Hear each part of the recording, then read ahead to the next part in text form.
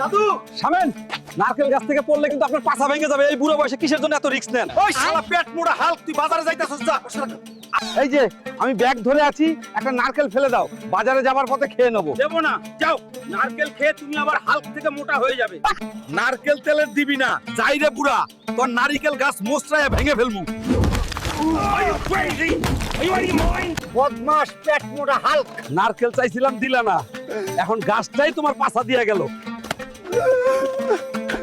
এখন মহাপুরুষ রে বাজারে আসছে, টিটকারি মারায়ও না।